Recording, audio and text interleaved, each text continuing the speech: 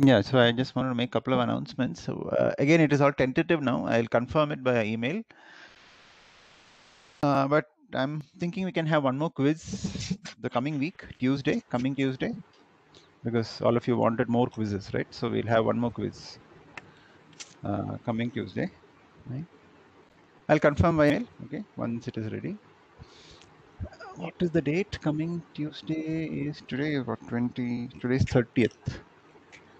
6th, sir, I Coming guess. 6th. 6th Coming of Tuesday is 6th April. Yeah, yeah. 6th, yeah. So we'll have a, so we'll try to have a quiz. Okay. I'll confirm. But plan for it. You guys can start preparing. I mean, so basic portions, whatever is covered till the previous week. Then another thing is that, see, I may go on leave for some time in April because of some personal issues. So I may go on, I mean, I may be out of station. So because of that, I might compensate by, already we have lost few lectures because of holidays. So I'm planning to take some additional lectures on Thursdays, and the Thursday sessions. Again, I'll confirm the time. We'll try to keep it at 2 p.m. or maybe 4 p.m. on Thursday, so that we can make up some of the classes which we will lose. Okay, so that is the second thing. The third thing I want to mention is, yes, some of you have been mailing me about the marks.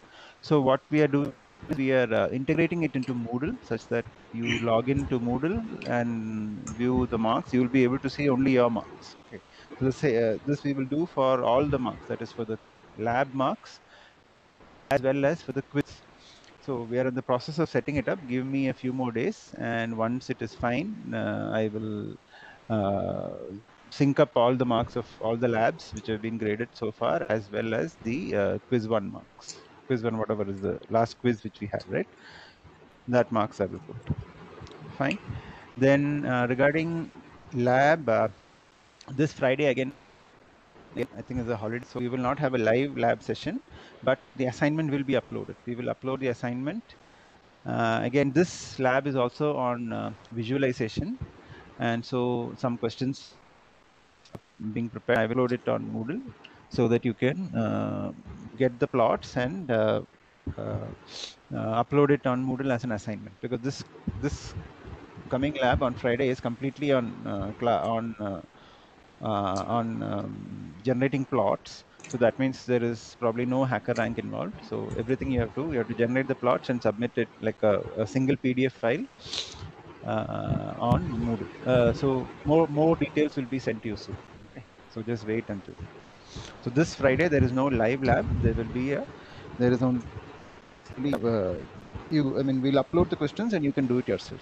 Okay. And TAs will not be available on Friday on live, but you can always approach them via Slack. Fine. Is that clear? Anything you want to ask?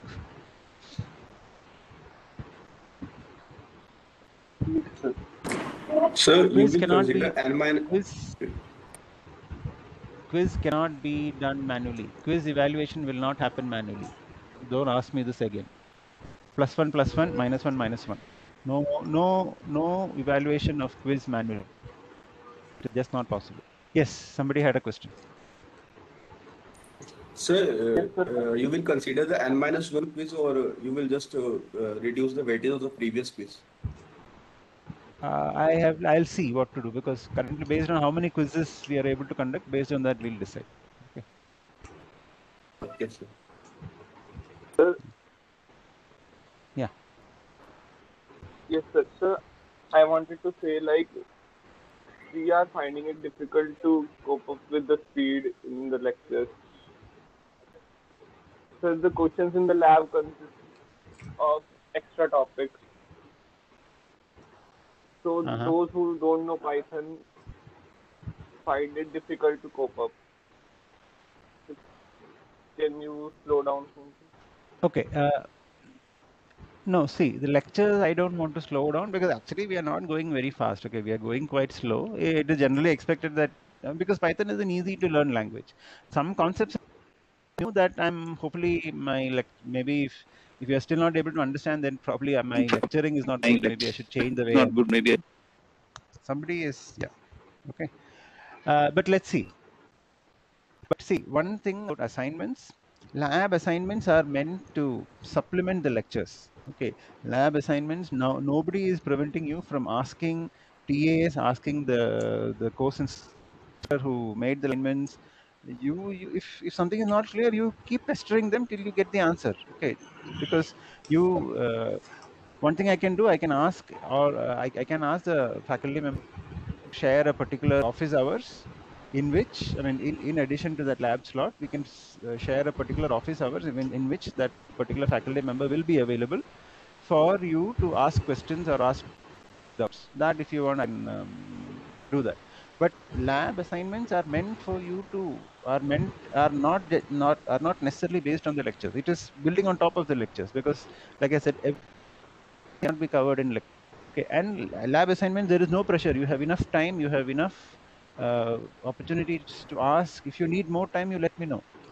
You take as much time as you want, but do the assignment carefully. And then this thing about HackerRank invites getting expired. That was the first time which we tried this invite, which will expire. So next time we will not do it because it's more pain than gain. So next time also, so next time we will give you enough time on HackerRank, and please accept the invite as soon as you get it. Okay, because it makes it logistically difficult for us to, because there are so many students. It's would expect that all of you generally begin to start the assignment or accept the invite around the same time. Then it makes it easier for us. Okay, so question about lab assignment and other questions. Please take as much time as you want and do it. Then if you want me to slow down further, we can, like I said, we can have Sir, additional your speed is lectures. and completely fine. Sir, sorry, sir. May I speak, sir? Yeah, please, Piyush, yes. Hello. Yes, sir. Sorry for Yeah, interrupting, sir. go ahead, please. Yes, sir. Sir, I was saying, sir, like Shivam said, sir, he felt that your speed is fast because what we are experiencing is that in our last lecture with you, we just started off with plotting some basic functions, and then in the lab sessions, we were expected to just suddenly they were not complex, but still deciphering them was complex for first hand. So we just thinking that the lab sessions are not built on top, but parallelly with the lectures. So that's why he's feeling that you are going fast. Yeah, maybe, see, last week, what happened? Lost one completely during the quiz. So if I had done that Yes, sir. plotting a couple of days earlier, you would have at least had 2 days to check out the code and try to do the plots. Okay, Yes, sir. hopefully next week is also on plotting. So I think all the things that need to be covered have already been covered, and I'm hoping that all of you have also practiced a little bit. Yes, Fine. sir. Yeah, that is there. And sir, But if you could relay the message, hmm. sir, it would be really nice if we are allowed to ask more questions in the live practical, because whenever we ask questions, then we are expected, which is a good thing, we are expected to first try out. But there are certain things that if we are not able to ask anyone verbally, then we cannot do it firsthand. So either we ask the TAs or the teachers, or we just Google it. Then Googling it takes more time. So if See, someone lets us know yeah, what okay, are yeah, but the yes, sir.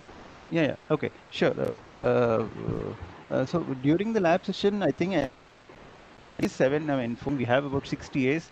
Actually, all of them are expected to be online so that there is enough yeah, time to interact. If you want to make it a little more efficient, do you think it is better if I map allot one TA to a group of you so that you can ask more questions? Is that better, or do you want this common forum where you ask anything to The anyone? Is that common forum better? is nice, but sir, we want that we are allowed to ask more questions verbally, Nobody is preventing you, right? because there was Who is for preventing you? Who's telling you not to ask sir, questions? no one is preventing us, but sir, in the live lab, whenever we are asking some questions, then we were told that you should first try it yourself. You should first try it yourself. But after say 10 times, if we are not succeeding, then we need some help, right, sir? Okay, yeah, you might save more time. Okay, I will pass on this message. I'll pass on this message to the TAs. And you also can add it in that common forum in Slack. You can just add this as message so that they're also aware that this request came from you. I will also mention it during. I mean, so we have our internal group where we discuss these things with the course instructors and the TA. So I'll mention this point. And so please, and I also try to make sure that all of them have some additional office hours where you can ask specific questions. I mean, where I mean, so you have not just this 2 hours for the lab. You can have one more extra hour where the TAs and the course instructor will be available to answer questions related to the lab. Fine. So I will try to give some specific office hours because it may be different for different faculty because they are all having other courses. So I'll put up a sheet when this particular faculty member will be free. Based on that, you can ask these questions because see the lab assignments are being prepared by other faculty members because I cannot handle all the labs plus the lectures. So based on what I've been covering in class, they will make lectures. So lab related questions, it is better to ask that particular faculty member. Okay, and will give you. I'll try to provide more office hours where you can ask more questions, and I'll also try to ensure that TAs are also there at that time. Fine, I will note this. No, fine. Sir, Anything there is a else? request. Sir, there is a request. Sir, could you please, sir, arrange at least one session in a week for doubt purpose only? One session in a week with TAs or with me? Sir, whichever you feel comfortable, sir. TAs. Okay. Yeah, sure. I think so. So the officers will take care of that. So what I will do is I will ask TAs also to be available at one time and at some time, and faculty members also to be available at some time. They may or may not overlap, but yeah, that additional time I will give you. That I will tell them. Okay, and please feel free to post it as a message on the comment channel so that everybody is aware of this. I hope the pre-lab was not too difficult and you were able to do it. You have some more time, I think. So please do that. Okay. And if you still have trouble, you let me know. Fine. Then let us start today's lecture. Let me share my screen. Is it visible?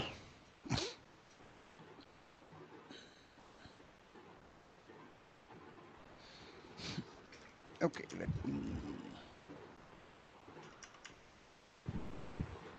So I will, yeah, I wanted to cover a little. I mean, I want to cover a little bit on NumPy today, but before that, I wanted to just come back to a little bit about dictionaries. Okay, so we had covered dictionaries earlier, if you remember, and I wanted to give you a homework basically. So this part of the lecture is mostly about explaining the homework on using dictionaries. So you are generally the dictionary. I told you about it. Some of these are from the earlier slides, and I told you about how dictionary is like a list, but you can give the index is usually a key, which is a non-mutable, and the dictionary returns a value. So it's like a lookup table, right? And we saw some methods which are there in dictionary. Like we in particular we remember the get method. See, okay, so that means if tell.items will list out the contents of the dictionary, and each of them here is shown as a tuple.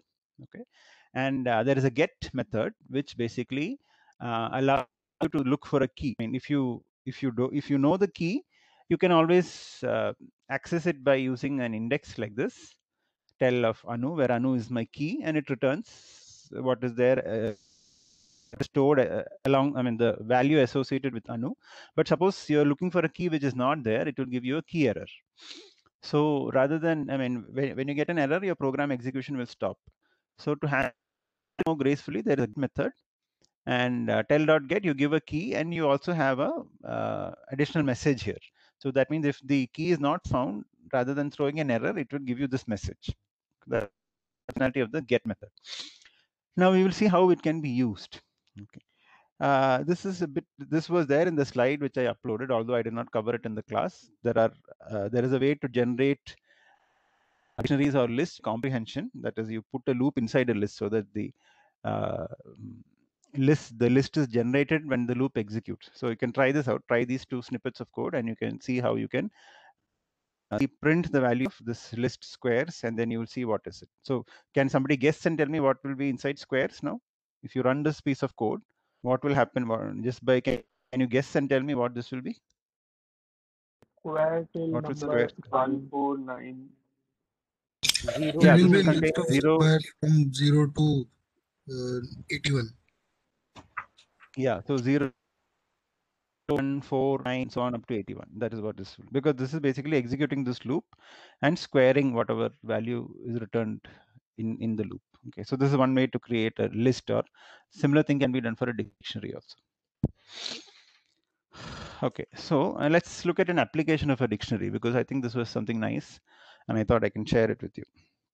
So many times, some of you might have heard of graphs. Have you heard of a graph? What is a graph? Some of you might have had, I mean, a graph is, you must have seen a graph of a function where you have a x value and a y. There's an x coordinate and coordinate. In the plotting lecture, we saw the graph of a sine wave, right? So that is not the graph I'm talking about here. I'm talking about the data structure known as a graph, which is a discrete data structure, which has got immense amount of applications. I mean, I just cannot start to explain the types of applications, because graphs are really, really diverse. You can use it for various things. Okay, you can use machine learning, you can use it in computer science, you can use it to do optimization, you can use it for signal processing, machine learning. I mean, like, applications are immense. And graph is a very popular data structure in computer science in general, because, like I said, graphs are very powerful. There are a lot of algorithmic procedures you can do on graphs. Now, so the basic idea of a graph, or the basic purpose of a graph, is to model relationships. Okay. Now, modeling a relationship, because I've not told you what is a relationship, can model any relationship. So a relationship is actually a very abstract entity. I mean, you just cannot say what is a relationship, right? You may be, you and your friend have a relationship. That means you are, I mean, so that friendship is the relationship being captured. But there is a different type of relationship between, let's say, an employee and an employer. Right? There is a boss and there is a subordinate. I mean, like, you have your boss whom you report to. So that is a different type of relationship. Sometimes the relationship are hierarchical, like, for example, the boss and the subordinate. So if you look at IIT Mandi, for example, at the very top there is director. Under the director there are deans. Under the deans there are school chairs. Under the school chairs there are other faculty members, and so on. So there is a hierarchy there. So that is again a relationship, and that can also be captured by a graph. Now let us look at the example of the friendship relationship which I mentioned. Okay. So now, suppose there are a group of people, and some of them are friends with each other, and some of them are not friends with each other. So suppose there are a group of 10 people. You take the first person. He or she may be friends with, I mean, like, person number 1 may be friends with person number 2 and 7, and he might not be friends with person number 3. So these kind of relationships can be captured or can be modeled by a graph.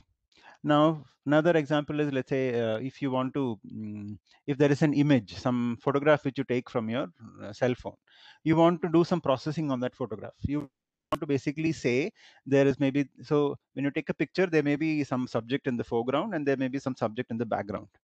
So when you take the photograph, usually the subject in the foreground is where the focus of the camera goes. Whatever is in the back is usually out of focus. Now, basically, now you want to say that whatever is in the foreground is what is of interest to you, and whatever in the background is not of interest to you. So this relationship can also be modeled by a graph. You can make a graph which contains all the foreground attributes, all the pixels which relate to the foreground. That is one part of the graph. You can, and what is not there in the graph will be what is there in the background. The pixels of the background will not be connected to the graph. So I will show that to you I'll illustrate that in a minute. So again, let's look up why I gave you the example of the image example was because just to show that the graph can be applied in various contexts. So let's come back to the friendship graph. Okay, so now you look at so I mentioned about the 10 people in the room. So let me make it a little more compact. Let me take our popular politicians. So whenever Narendra Modi is a friend with some other politician, let us model that as a relationship. So let me show this as a graph. So this is what I a graph here, this picture here. So basically what I've done is whenever there is a friendship relationship between two entities, I connect them by a line. Okay, so in graph terminology, there are 5 vertices for this graph. These black dots are called the vertices of the graph.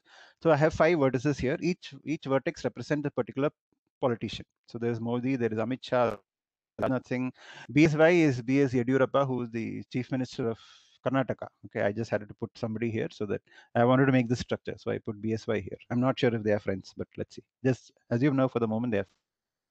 So whenever then between two vertices, we say that there is a relationship, and this relationship is captured by friendship. Is this line, this edge, or that line which is connecting is called an edge, and the edge represents a relationship. So this means that Modi is friends with Amit Shah, and Amit Shah is friends with Rajnath, and Rajnath is friends with Modi. So these three are connected to each other. So there are three.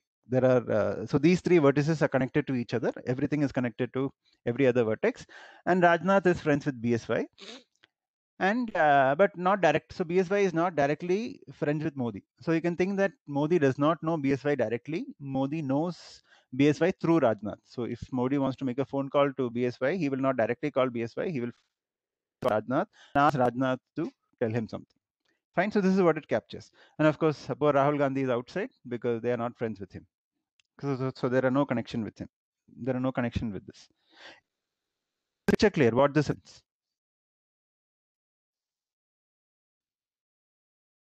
Yeah. Yes, sir. Yes, sir. Okay. So now this is just an example which I showed. The graph could be used to model more complex things. For example, a graph could represent, let's say, a map where the vertices represent cities and the edges represent, let's say, roads between the cities. So this could be like if these are cities, for example, then this city is connected to this city, but this city is not directly connected. So the Rahul city is out of the grid. It is not in the it is not part of the it's not part of the road network basically. And if you model them as roads and networks, you can say that to reach BSY from Modi, you have to go via Rajnath. Okay, so like it's like saying if you want to reach I don't know, Lucknow from, I'm not sure of my geography, but if you want to reach Lucknow from Delhi, I think you have to go via Kanpur, right? Something like that. Okay, so there can be various ways to various relationship or abstract relationships can be captured by a corresponding graph. Now this is fine. Now, but how can you represent a graph in memory? We have to represent it as a on which computation can be done. So how do you do it? So for that we can use a matrix. There are multiple ways to represent graphs. One of the metrics, so this I'm calling it a friendship graph. One of them is by using a matrix. This matrix is an adjacency matrix. This is known as a adjacency matrix, and this matrix basically represents the graph. So whenever there is on the here there are the various, I write it in columns as well as in rows, and whenever there is a edge between a particular vertex, two particular vertices, you put a 1. Okay, since there is a connection between Modi and Amit Shah, we put a 1 here. There's no connection between Modi and BSY, so I put a 0 here. So like this I build this graph. I build this matrix. Is it clear how I form the matrix? Yes, sir. Yes, sir. So what will be the size of this matrix? 5 What is the into size of this 5. matrix? In this case, it is 5 into 5. But if the graph has v vertices, how many? What will be the size of this graph? V cross V V. cross V V. into V. Yeah, it will always be a v cross v vertex. I mean, it will be a v cross v matrix. Okay, this matrix is going to be a v cross v, where v is the number of vertices in the graph. Fine. And one more thing which you might find strange here is that what should I put in the diagonal entries? What does the diagonal entry mean? What does the diagonal entry mean? I put 1 here. What does it mean? The relation of the That person with obviously the person itself. knows himself. Sorry, can you repeat? That the person knows himself, that is obvious. Yeah, so that is the question here. So this can be sometimes tricky because in some relationships or in some relationships with the graph is trying to model, whether the vertex is related to itself may or may not make sense depending on the context. Here in this case, are you your own friend? That is the question you're asking. Am I my own friend? If you are thinking about friendship means, if you want to see, am I, if you are friends with somebody, it means that you will help that person make money. If that is what you mean by friendship. Then if you also want to increase your own wealth, then you might put a 1 in the diagonal here.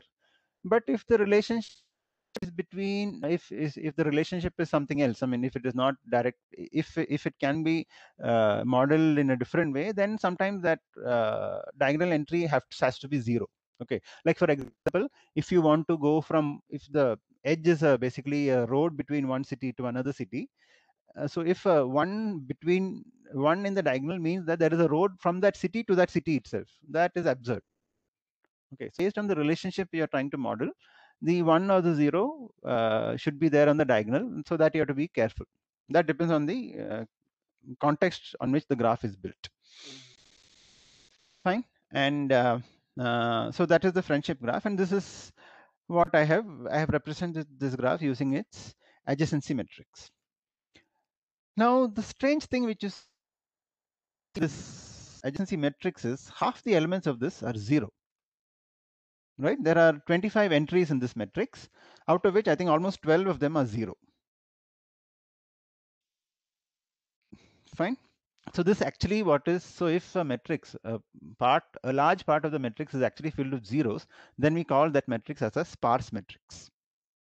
Sparse, it's sparsely populated, sparsely populated area. So it's like a sparse matrix.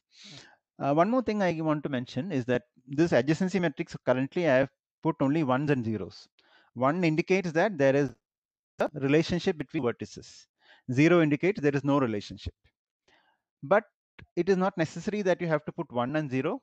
You can put other numbers also. For example, if it is between distance between these, if the distance from Delhi to Gurgaon or Delhi to Agra is much lesser than the distance from Delhi to Chennai.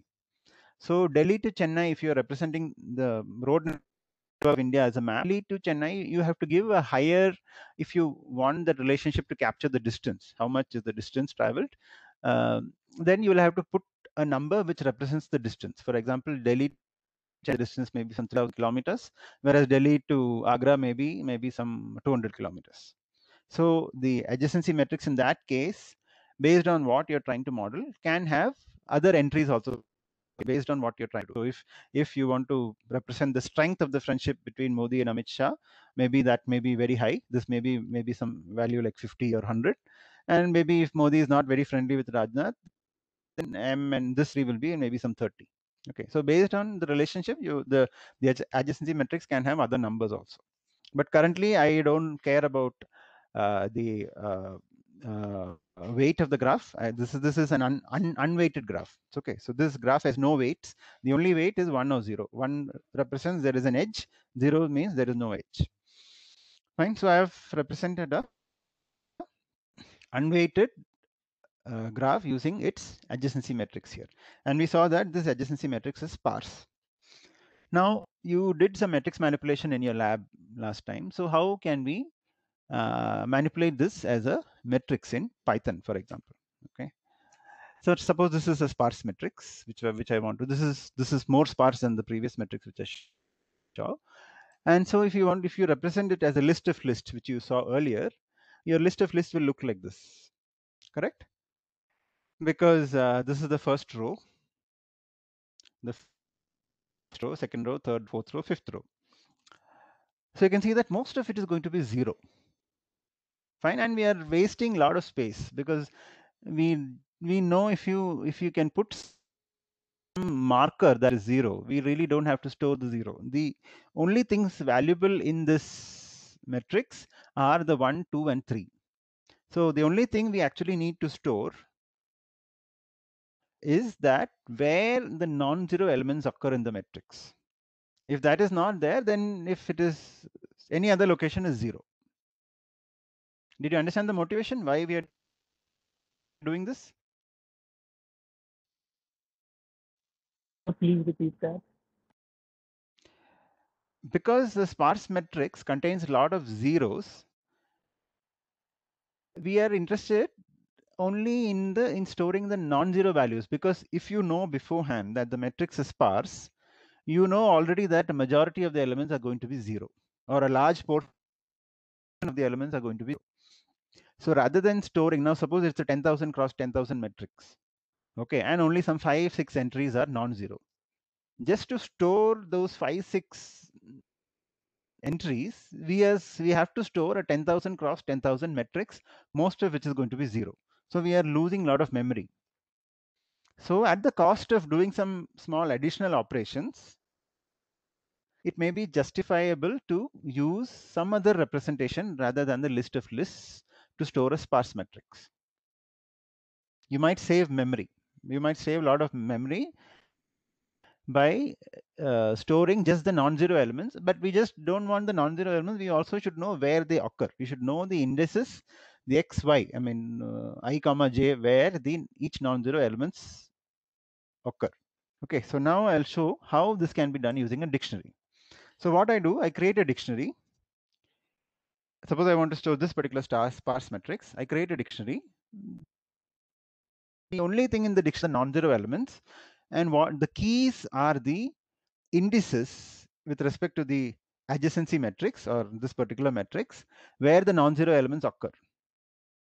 Okay, so this dictionary I've created here. So matrix is called, this is actually a dictionary where I've said 0, 3 is mapping to 1. So 0, 3 is basically 0, 1, 2. I mean, the 0th row, the fourth column, 0, 1, 2, I mean, 1, 2, 3, 4. Yeah, 0th row, fourth column is 1. 2, 1 is 2. That means in the third row, first column, second column is 2, and fifth row, fourth column is 3. So I store this in the dictionary. And how do I access elements of the dictionary? I use matrix 0, 3. I'm giving a tuple notation here. This tuple is accessing that particular key in the dictionary, and it gives me the value 1. Fine. And to get the entry 0, I just use the get method, matrix.get, and I put comma 0 here, so that in case this key is not present, that means this entry is non-zero, the will return a 0 to me. So that takes care of getting the non-zero elements. Is this clear what I've just explained? Sir, I Excuse have me, one sir. doubt. Yeah, I'll just let me finish the slide. Yeah, so we use the get function. Yes, go ahead. Yes, sir.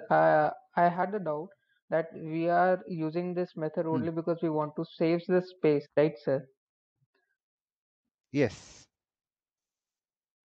Yes, sir. So if we are using this matrix as an application of dictionary, then if it is accessing this matrix, then anyway we are storing these zeros.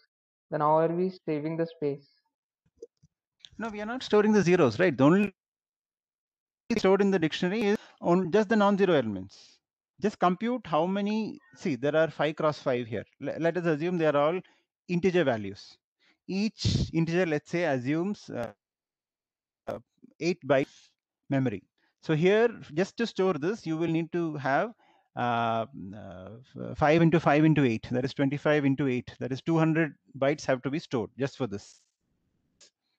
Whereas in if you store it as a dictionary, you are storing only the non-zero elements.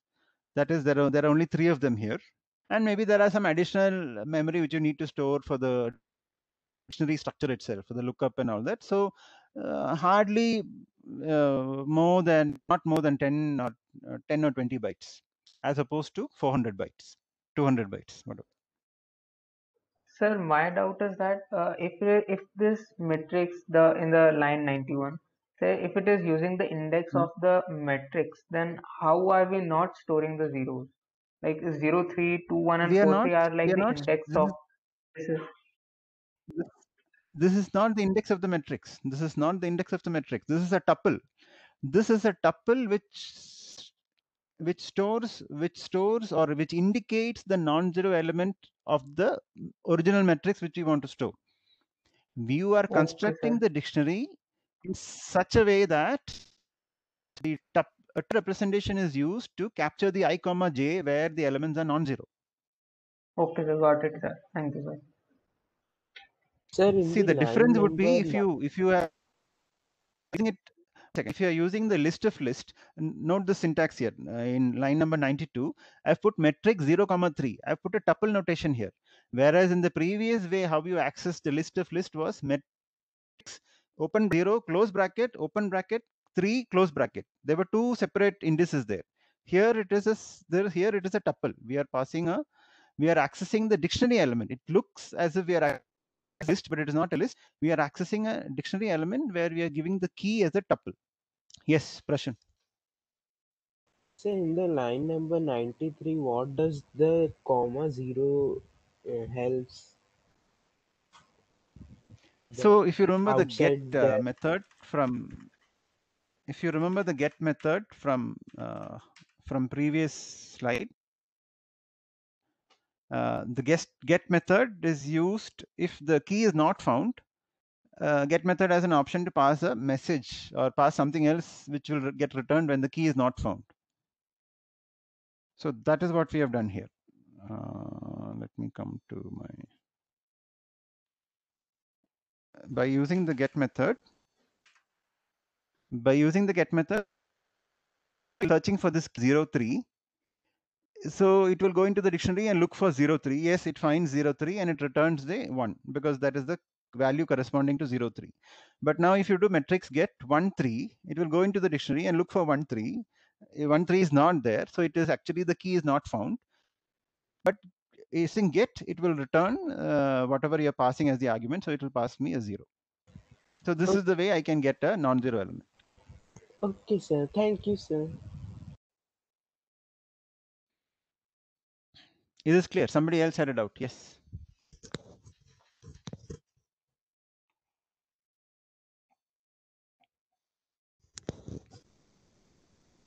So sparse matrices are not uncommon. Okay, sparse matrices are actually very common, and in fact very commonly used in graphs. For example, the friendship graph which we just showed, which I showed in the previous slide, had only 5 vertices. Okay, just 5 vertices, and already half of the elements are 0. Now, friendship graph of Facebook with millions of users. Okay, it's very unlikely that one person will know everybody else. Maybe if you are Mark Zuckerberg or some big shot, Elon Musk or somebody, you might have a lot of followers or you might have a lot of friends. But such people, for most people, you have your own close friends. I mean, you have your own friend circle. And that is maybe out of the several million users of Facebook, your friendship graph is going to be very sparse. You're just connected to maybe a few hundred friends. Okay, so the sparseness of the graph usually grows exponentially with the size of the graph. So sparse matrices are very common and it appears in many data processing applications. Any other question? Yes, yes, sir. You have to speak So louder. I'm will not there able be to hear any you. problem if the non-zero? Sir, I am asking, will there be any problem if the non-zero entries are equal? Non-zero elements are? Equal. What do you mean by equal? With the values 1, 2, 3. No, it should not be a problem. Again, you will have, if even if it is 1, 2, 3, if it is, let's say it is 1, 1, 1. I mean, like all these elements rather than 1, 2, 3, it is all 1, 1, 1. Your dictionary will contain 0, 3, 2, 1, 1, 4, 3, 1. So only the key has to be unique. The key can map to multiple, multiple keys can map to the same value. That's fine. But the meaning of the key and the value here are different, because the key, we are interpreting the key value pair as the location of the non-zero element in the original matrix. So there's no problem if they are all the same. No problem. As long as your dictionary is constructed properly, you should not have a problem. Say, so we are doing a key value lookup. Give a key and get the value. Yeah. Please go ahead. Who's asking? Next. Sir, I had a question that if we wanted to use the matrix operations like squaring the matrix or something, so can we do it with this sparse I'll matrix? come to you. I'll come to that. Okay, sir. That is what you have to do. So that is your homework. You are going to implement a sparse matrix and do the performing operation. You do the following operations: add, scale, and trace. Okay, you have to implement a sparse matrix using a dictionary, and you're going to do these operations. I have also, in fact, provided some skeleton code which I want you to use. Okay, this is my code. I'm sharing the code with you now. Let's see if I can make it bigger. I don't know if it will make it bigger. Can you see the code?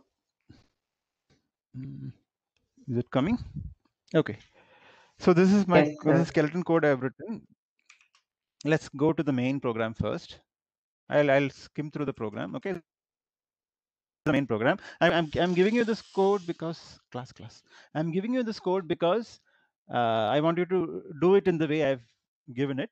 You might come up with another method, but I think this will give you some idea of how to write it in a different way. Maybe you can go through this and see if it makes sense. Okay. So if main program is here, these are the you're going to input the two sparse matrices A and B in line number 90. Input the sparses SMA and SMB. Okay. So now there are multiple ways. You can either hard code the entries, or you can ask the user, or you can read it from a file. You can look up how to do file IO and read it from the file. You can even hard code it in your program. That's fine.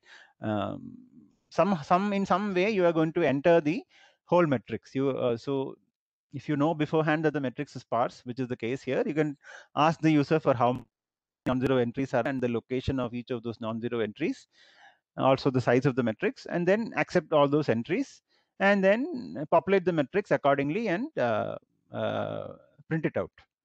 Okay, so get the sparse matrix from the user. You have to come up with some technique to get the input. Now let's say you want to perform addition. Okay, for that I'm going to first you have to check, of course, if so you need two matrices, because you're going to add two sparse matrices, and if the dimensions are compatible for addition, then you can add them. So for that you write a function sm add, and to which you pass the two matrices which you have just entered, SMA and SMB. And this one, so let's see what is sm add. I've written what is sm add also. So this is how I've defined sm add. Okay, and I've given you a template here. You have to write your code here. You have to implement the body of sm add. So what does sm add take? It takes two sparse SMA and SMB. I've added some doc string here so that you can see what has to be given here. SMA is a dictionary, and SMB is also a dictionary representation of a sparse matrix. And it returns new sparse matrix as a dictionary, which is the sum of SMA and SMB. So basically, inside this function, you will need to create a new dictionary. You will need to determine how many new elements, how many non-zero elements are going to come in that dictionary. Then using the dictionary SMA and SMB, you have to iterate through each of those elements in SMA and SMB, find out what has to be added, Because in some cases, if the non-zero locations are exactly the same in SMA and SMB, you will have to add those two entries. But in some cases, the non-zero entries might be at different locations. So the output matrix will have at least the number of non-zero entries equal to the minimum of SMA and SMB. You will have because if SMB is completely zero, then the sum will only have the non-zero elements of SMA. If SMA and SMB are both non-zero and all the non-zero elements occur exactly at the same place in SMA and SMB, then sum will also have non-zero entries exactly at the same place. But in the third case can happen that SMA will have non-zero elements at certain locations, SMB will have it at a different location. Then you will have the sum will have non-zero elements, which is the union of the locations of SMA and SMB. Am I making sense? Is the logic coming correctly?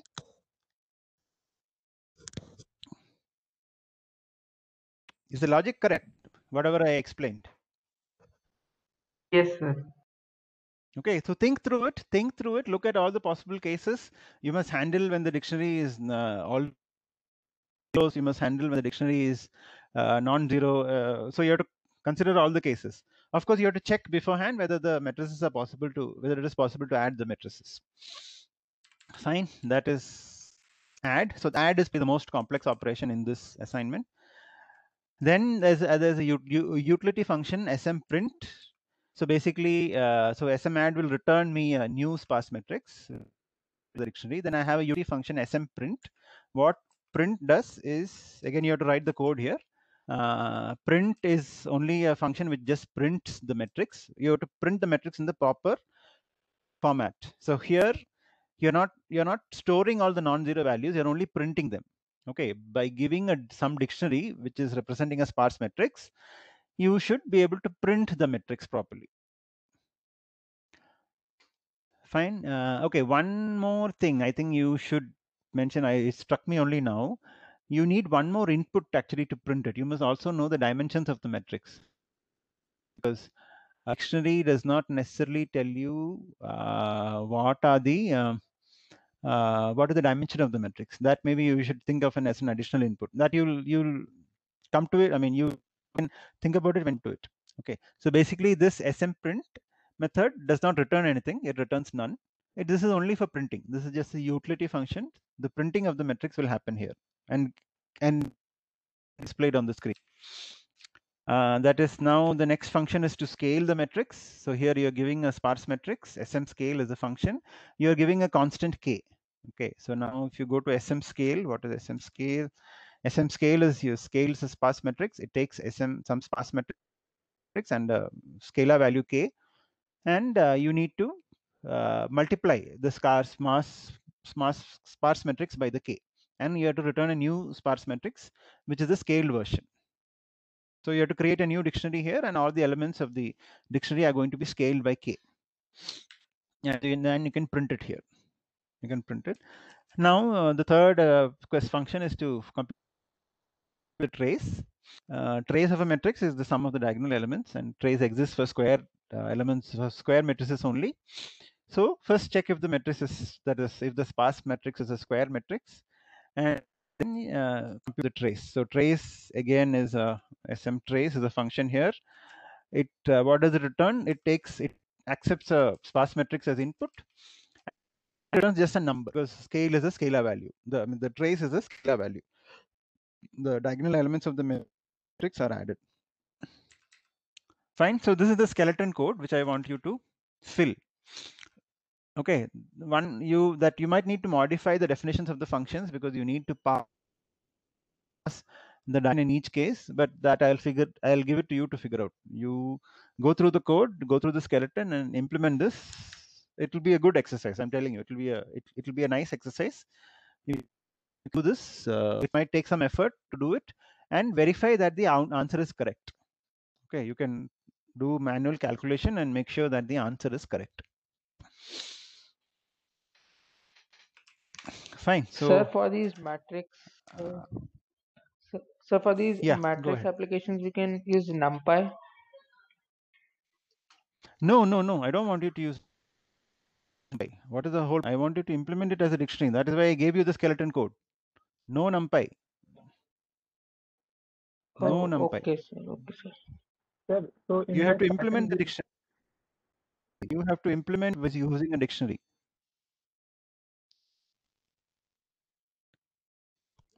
Okay.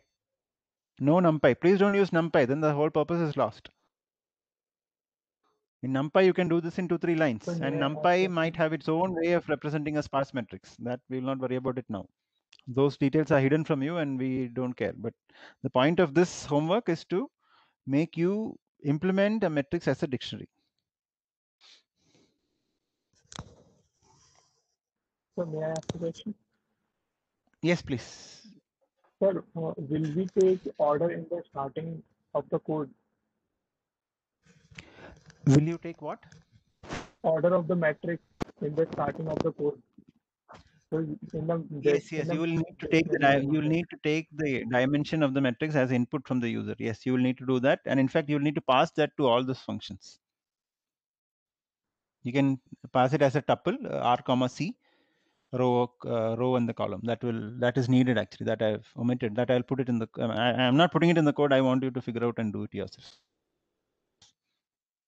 Okay, sir. Thank you. Okay, so please implement it yourself. Do not use NumPy. Do not use any built-in libraries. The purpose of this is to make sure that you do it using a dictionary and you understand nuances of using a dictionary. And of course, it's a nice application. This is one way to represent a sparse matrix.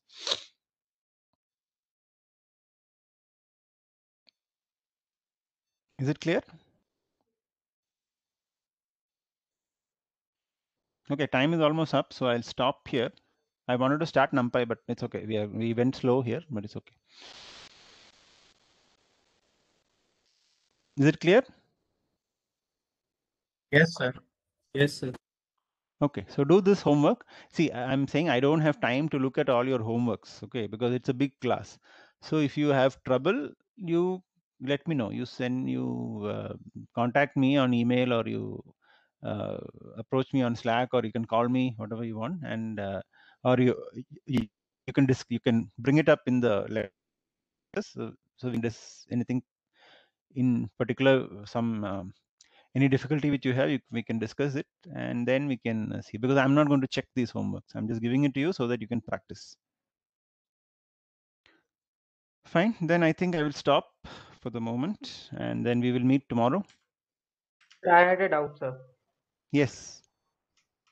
Yes, sir. Sir, when I was implementing pandas, I was trying to take the input. I was trying to read a file. So I had saved it in the same directory as the Python file, but still it was not readable by the file by the Python file. Are you So what would talking be the about the reason for lab? that? Are you talking about the lab assignment given to you, or in general? Are you talking about something else in In general? general, sir. In general, sir. Even the data that you shared on Moodle and the scatter diagram that you had depicted in the previous lecture, I was trying to implement that. So you're saying you're not able to read the files using pandas? So then I had to do something else, like I had to create a raw file string, and that way it was I was able to read the file. The Python file was able to read the file, but otherwise I had saved the data in the same directory as the Python file. Still, it was not readable. It should be possible. I mean, like, have you sure you have given the name of the file and all correctly? Yes, sir. Exactly sure. And the And path is correct. Path of yes, the path of the file is correct. yes, sir. It should work, because that code snippet which I provided for lab 5 Yes, was sir. running. I mean, like that CSV was stored in the same location where the I Python had code was. copy pasted the entire thing. I did not change anything. I don't see any reason why it should not work, because Sir, how finally how did actually, it there work? were single quotes in the program. I changed it, and then it started working. Even I changed that. I changed Single them, quote. and even then Single it was quote. not readable. Oh, okay. Single quote. I don't remember now, but like 14 visualization code, is it here? Do I have the What is that? This is all histogram. Do I have it here? No,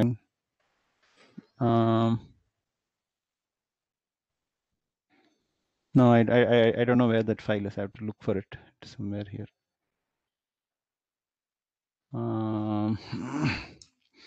I don't know. I mean, like that must be.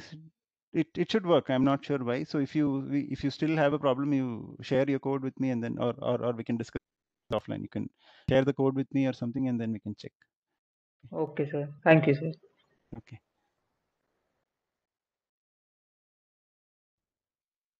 Fine. If there is nothing else, we'll stop and we can meet tomorrow. Okay. Bye. Thank you, sir. Okay. Bye bye. Thank you. Thank you, sir. Okay. Thank you. Bye. Sir, one last thing. Huh. Sir, could you please tell us the tentative date with the TS about our doubt session? I have to check with them. I know your timetable, so I'm assuming that you are. I'll go by whatever timetable was shared with you, and assuming that most of the days you are free in the afternoon. And I will. Do you have a preferred time? Sir, as you feel, sir, comfortable. Yeah. Not on me, even the TAs, because they also have their own courses to do. So based on when they are available, I'll share it with you. Okay. Okay, sir. Fine. Apart from the timetable that we have officially, we have 3 hours lab on Wednesday and 1 hour class on Tuesday in the second shift, afternoon shift. 3-hour So lab on Monday. 3 hours lab on Wednesday, which is not mentioned in the lab. Just to take it into your notice whenever you finalize our schedule. On Wednesday from Yeah. So 2 Wednesday, to Wednesday afternoon you are not free, and also when? and on Tuesday we have 12 to 1, one class. 12 to 1. Yeah. So Yeah. Okay. we essentially don't have lunchtime. We essentially have lunchtime from 1 to 2. So that was just to put into your notice. Okay. But Thursday you book you keep for me. Okay. Thursday afternoon, 2 o'clock or 4 o'clock, you keep for our extra lectures. That we'll keep on Thursday. I'll ask the TAs to give you some other slot. Okay. Fine. Okay. Thank you then. Bye. Sir, one more thing. This Thursday we have a test scheduled at 2:30. You have a test at 2:30. Okay. Yeah, we'll have our lecture at. You try to keep Thursday afternoons free for data science 1. Okay, because I'm planning to take some additional lectures. So we can have. Can we have the additional lecture in the coming Thursday at 4 p.m.? Is that okay? Yes, sir, that will be fine. Yes, sir. Okay. Okay. Fine. Let's see. Okay. Thank you. I'll confirm everything over email. Okay. Okay. Bye.